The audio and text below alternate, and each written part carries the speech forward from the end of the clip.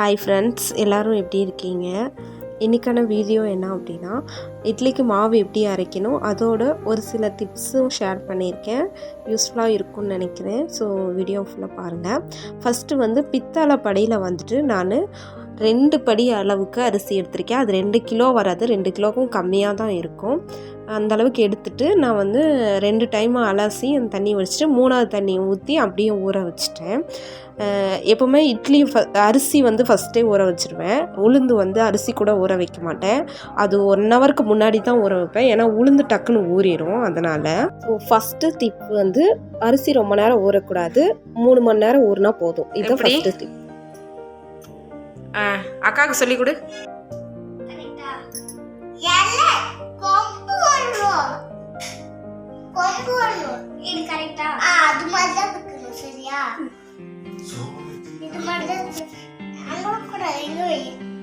இந்த வீடியோ வந்துட்டு கார்த்திகை மாதம் எடுத்திருந்தது. கார்த்திகை மாதம் ஐயப்ப சாமிக்கு வந்து வீட்டில் மாலை போட்டிருந்தாங்க. ஸோ அந்த சாமிக்கு துளசி மாலை கட்டி வைக்கலான்னு சொல்லிட்டு அதுவும் கட்டிகிட்டு இருந்தேன். பக்கத்து வீட்டு குட்டீஸ் வந்துட்டு அவங்க அக்கா தம்பி அவங்க வந்து எனக்கு ஹெல்ப் பண்ணுறதுக்காக வந்துருந்தாங்க. அவ்வளோதான். அதுக்கப்புறம் பழைய மாலையெல்லாம் எடுத்துகிட்டு என் ஹஸ்பண்ட் சாமி கும்பிட்டுருந்தாரு. ஸோ நம்ம வந்து வீடியோக்குள்ளே போகலாம். உளுந்து வந்துட்டு ஒரு 300 கிராம் எடுத்துக்கலாம். நான் வந்துட்டு அரிசி வந்து 2 படி சொல்லியிருந்தேன். அதுக்கு வந்து 300 கிராம் வந்துட்டு உளுந்து எடுத்துருக்கேன். கப்பு மெஷர்மெண்ட்டில் 1.5 கப் வரும். 1.5 கப் அளவுக்கு உளுந்து எடுத்து சேம் அரிசி எப்படி 2 டைம் வாஷ் பண்ணணுமோ அதே மாதிரி இதையும் 2 டைம் வாஷ் பண்ணி அந்த தண்ணி வச்சுட்டு 3வது தண்ணி அப்படியே ஊற்றி வச்சிடணும். வெந்தயம் வந்து ஒரு 2 ஸ்பூன் அளவுக்கு வெந்தயம் போட்டு அந்த உளுந்து கூடயே ஊற வச்சிடணும். அரிசி வந்துட்டு 3 மணி நேரம் ஊறணும். உளுந்து வந்து 1 ஹவர் ஊறினா கூட போதும்.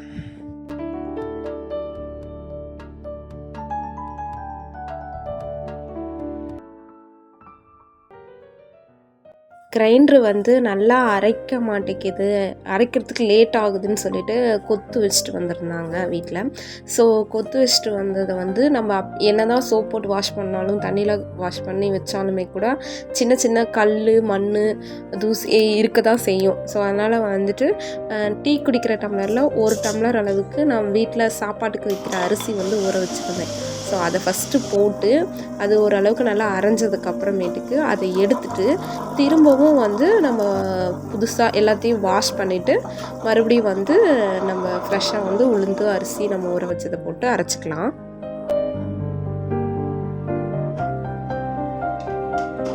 ஃபஸ்ட் டைம் அரைக்கும் போது அந்த மேலே லாக் வந்து போட்டுட்டேன். ஆனால் 2வது டைம் வந்துட்டு என்னால் அந்த லாக் போட முடியல. கை வலிக்கிட்டு போச்சு. ஸோ என் ஹஸ்பண்டை கூட்டிகிட்டு வந்து அவங்க போட சொன்னால் அவங்க அதை எடுத்து ஆராய்ச்சி பண்ணி போட்டு ரொம்ப டைட் பண்ணிட்டாங்க. ஸோ போதும்னு சொல்லிட்டு அப்புறம் லைட்டாக லூஸ் பண்ணிவிட்டு அதுக்கப்புறமேட்டுக்கு உளுந்து வந்து போட ஆரம்பித்தோம். உளுந்து வந்து அரையாக நடுவில் வந்து அந்த சைடெல்லாம் எடுத்து விட்டுட்டே இருக்கணும்.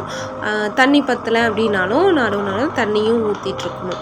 ஸோ அந்த மாதிரி ஊற்றி நல்லா நைஸாக அரைச்சிக்கணும். உளுந்து வந்து ரொம்ப நைஸாக இருக்கணும். நல்லா அரைச்சதுக்கப்புறம் பார்த்திங்கன்னா நல்லா ஃப்ளஃபியாக உப்பி வரும். இந்த அளவுக்கு நல்ல ஃப்ளஃபியாக இருக்கும். ஸோ அதுவும் உங்களுக்கு பதம் பார்க்க தெரியல அப்படின்னா ஒரு பாத்திரத்தில் ஒரு கிண்ணியில் வந்து தண்ணி எடுத்துக்கோங்க. அந்த தண்ணியில் வந்து சும்மா கொஞ்சமாக ஒரு ட்ராப் விட்டிங்கன்னா அது வந்து மிதக்கும். அந்த மாதிரி மிதந்துச்சுன்னா உளுந்து வந்து அரைப்பட்டுருச்சுன்னு அர்த்தம். நம்ம அதை வந்து எடுத்துக்கலாம்.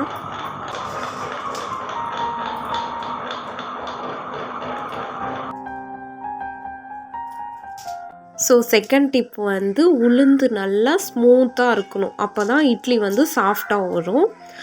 நெக்ஸ்ட்டு வந்து உளுந்து எடுத்ததுக்கப்புறம் அரிசி வந்து போட்டுக்கலாம். அரிசியும் போட்டுட்டு அதே மாதிரி உளுந்துக்கு பழன மாதிரியே தான் சைடு எடுத்து விட்டுட்டுருக்கணும். தண்ணி பற்றலைன்னா அப்பப்போ செக் பண்ணி தண்ணி ஊற்றணும். தண்ணி ஊற்றும் போது கரெக்டாக பார்த்து ஊற்றுங்க. ரொம்ப தண்ணி அதிகமாகிருச்சுன்னா அப்புறம் நம்மளால் அதை எடுக்க முடியாது, கையில் எடுக்கிறதுக்கு வராது, எடுக்கிறது ரொம்ப கஷ்டமாக போயிடும். அதனால் தண்ணி கரெக்டாக பார்த்து ஊற்றிக்கோங்க. 3rd டிப் என்னன்னா, உளுந்து நைஸாக எடுக்கணும். அரிசி வந்து கொஞ்சம் நரன்னு தான் எடுக்கணும். நான் கையில் காட்டியிருக்கேன் பாருங்கள், அந்த மாதிரி தான் எடுக்கணும். உங்களுக்கு தொட்டு பார்க்கும்போது ரவை பதத்துக்கு இருக்கணும். அந்த மாதிரி இருக்கும்போதே எடுத்துடணும்.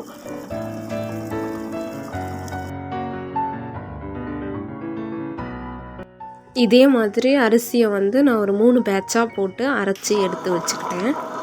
அரிசியும் உளுந்தையும் அரைச்சி எடுத்ததுக்கப்புறம் ஒரு ஒரு கையளவுக்கு உப்பு வந்து நான் சேர்த்துக்கிருக்கேன். சோடாப்பு வந்து ஒரு 2 ஸ்பூன் அளவுக்கு சேர்த்துருக்கேன். ஸோ இது எல்லாமே சேர்த்து கையாலேயே நல்லா கலந்து விட்டு வைக்கணும். ஓகே, 4th டிப்பே அதுதான். கையால் நல்லா கலந்து விட்டு கையில் தான் மிக்ஸ் பண்ணி எடுத்து வைக்கணும். ஸோ அப்போ வந்து நல்லா புளிச்சு வரும். அப்படி புளிச்சு வந்துச்சுன்னா இட்லியும் வந்து சாஃப்டாக வரும்.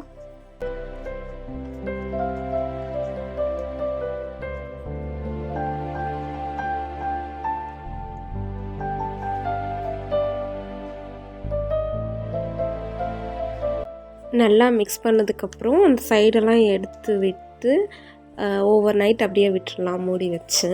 ஸோ நெக்ஸ்ட் டைம் மார்னிங் வந்து பார்க்கலாம் எந்த அளவுக்கு புளிச்சிருக்கு அப்படின்னு.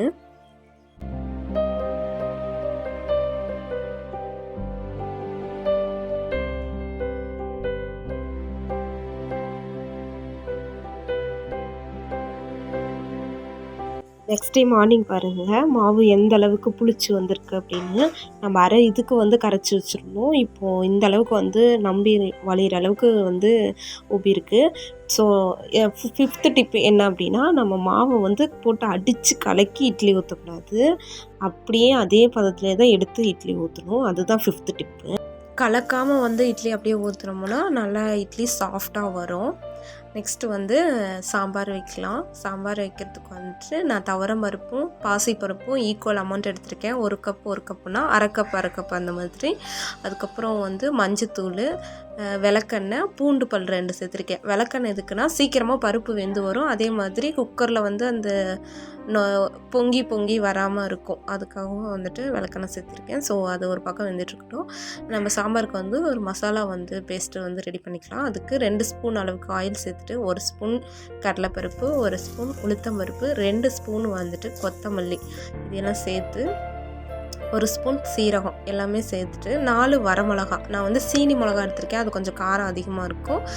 நீங்கள் நார்மல் மிளகா எடுத்திங்கன்னா உங்கள் காரத்துக்கு தகுந்த மாதிரி போட்டுக்கோங்க. போட்டுட்டு கருவேப்பிலை ஒரு ரெக்க உருவி போட்டிருக்கேன்.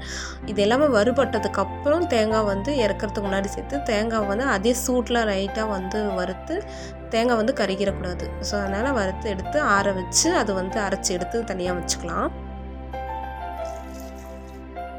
ஸோ மார்னிங் வந்து டைம் ஆச்சுன்னு சொல்லி கடைன்னு வந்துட்டு ஒரு சைடு வந்து இட்லிக்கு தண்ணி ஊற்றி வச்சுட்டு இன்னொரு சைடு வந்து சாம்பாருக்கும் வந்து தாளிச்சுட்டு இருந்தேன். ஸோ அந்த தண்ணி சூடாகட்டும், அதுக்குள்ளே சாம்பாருக்கும் வந்து தாளிச்சுட்ருலாம். ஒரு 2-3 ஸ்பூன் அளவுக்கு ஆயில் சேர்த்துட்டு கடுகு போட்டு கடலைப்பருப்பு எல்லாம் போட்டு பொரிஞ்சதுக்கு அப்புறமேட்டுக்கு ஒரு வரமிளகா கிள்ளி போட்டிருக்கேன். ஒரு கருத்துக்கு வந்து கருவேப்பிலை சேர்த்துருக்கேன். அதுக்கப்புறம் சின்ன வெங்காயமும் பூண்டும் வந்து நறுக்காமல் அப்படியே உரிச்சது அப்படியே சேர்த்துருக்கேன். ஸோ அது நல்லா வந்து பொரிஞ்சு வந்ததுக்கப்புறமேட்டுக்கு நம்மளுக்கு தேவையான எந்த காய் வேணாலும் எடுத்துக்கலாம். நான் கேரட்டு, பீன்ஸு, அப்புறம் கத்திரிக்காய் இதெல்லாம் எடுத்துருக்கேன். நீங்கள் முருங்கைக்காய், உருளைக்கிழங்கு இந்த மாதிரி எந்த காய் வேணாலும் நீங்கள் சேர்த்துக்கலாம். சேர்த்து காய் ஓரளவுக்கு வதங்கினதுக்கப்புறம் வந்து தக்காளி சேர்த்துக்கலாம். தக்காளி ஃபஸ்ட்டே சேர்த்துட்டோம் அப்படின்னா காய் வந்து வதங்கி வராது, சீக்கிரம் வெந்தும் வராது. அதனால் வதங்கினதுக்கப்புறம் தக்காளி வந்து சேர்த்து நல்லா கலந்து விட்டு மஞ்சத்தூள் கொஞ்சம், அதுக்கப்புறம் உப்பு வந்துட்டு சேர்த்து நல்லா மிக்ஸ் பண்ணிக்கலாம். மசாலா வந்து என்னென்னா மல்லித்தூள் ஒரு 2 ஸ்பூனு, குழம்பு மிளகாத்தூள் வீட்டில் அரைச்சது வந்துட்டு ஒரு 3 ஸ்பூன் அளவுக்கு சேர்த்துருக்கேன். ஸோ அது மட்டும்தான், அவ்வளோதான். அதை மட்டும் சேர்த்து நல்லா கலந்து விட்டு ஒரு நெல்லிக்காய் சைஸ் வந்துட்டு புளி வந்து ஊற வச்சுருந்தேன். அந்த புளி தண்ணியை சேர்த்துக்கலாம். மசாலா பேஸ்ட்டு நம்ம அரைச்சி வச்சோம் இல்லையா, அந்த மசாலா பேஸ்ட்டையும் சேர்த்து அந்த மிக்ஸி ஜாரையும் அலசி தண்ணி ஊற்றி தேவையான அளவுக்கு ஓரளவுக்கு தண்ணி ஊற்றி காய் வேகிற அளவுக்கு மட்டும் தண்ணி விட்டு மூடி வச்சிடலாம். காய் வெந்து வரட்டும். ஒரு சைடு அடுப்பில் வந்து இட்லி வந்துட்டுருக்கு, ஒரு சைடு அடுப்பில் வந்துட்டு சாம்பார் வந்து காய் வந்துட்டுருக்கு. அந்த இட்லி பாத்திரம் அந்த சைடு அடுப்பு வந்து ஒரு மாதிரி கரியாக ஆகுது. அதுக்கு ஏதாவது டிப்ஸ் இருந்தால் ஷேர் பண்ணுங்கள். அது என்ன ப்ராப்ளம்னு தெரியல. ஸோ நெக்ஸ்ட்டு நம்ம காய் வெந்ததுக்கப்புறமேட்டுக்கு வேக வச்ச பருப்பு இருக்குது இல்லையா, அந்த பருப்பை சேர்த்து மறுபடியும் மூடி போட்டு உங்களுக்கு சாம்பார் எந்த அளவுக்கு வேணுமோ அந்த அளவுக்கு கன்சிஸ்டன்சி அட்ஜஸ்ட் பண்ணி மூடி போட்டு வேக விடுங்க. அதுக்கப்புறமேட்டுக்கு இந்த சைடு இட்லியும் வந்து வெந்துருச்சு. இட்லி வெந்துருச்சுன்னு பார்க்குறதுக்கு நான் வந்து ஒரு குச்சி மாதிரி இருக்குல்ல, அதை எடுத்து விட்டோம்னா ஒட்டாமல் வரணும். அப்படி இருந்துச்சுன்னா இட்லி வெந்துருச்சு அப்படின்னு சொல்லிட்டு அர்த்தம். ஸோ நம்ம இட்லி வந்து வெந்துருச்சு. ஸோ நான் போடும்போதே பாருங்கள் மெத்துன்னு விழுவும். ஸோ இந்த மாதிரி நல்லா சுட சுட இட்லி வந்து ரெடி ஆயிடுச்சு. எடுத்து வச்சிடலாம். காய் வந்து ஒரு அரை வேக்காடு வந்ததுக்கப்புறம் பருப்பு சேர்த்துக்கலாம். அப்போ தான் பருப்பும் காயும் அந்த எசன்ஸ் வந்து பருப்போட எசன்ஸ் வந்து காயில் இறங்கி சாம்பார் வந்து டேஸ்ட்டாக இருக்கும். ஸோ காய் பருப்பு சேர்த்ததுக்கப்புறம் ஒரு கொதி வரும். ஒரு கொதி வந்ததுக்கப்புறம் கொத்தமல்லி தழை தூவி இறக்கிடலாம். இன்றைக்கி வந்து நான் 2 சட்னி வந்து பிளான் பண்ணியிருந்தேன். ஒன்று வந்து புதினா சட்னி, இன்னொன்று வந்து தேங்காய் சட்னி. நான் தேங்காய் சட்னி மட்டும் ஷேர் பண்ணுறேன்.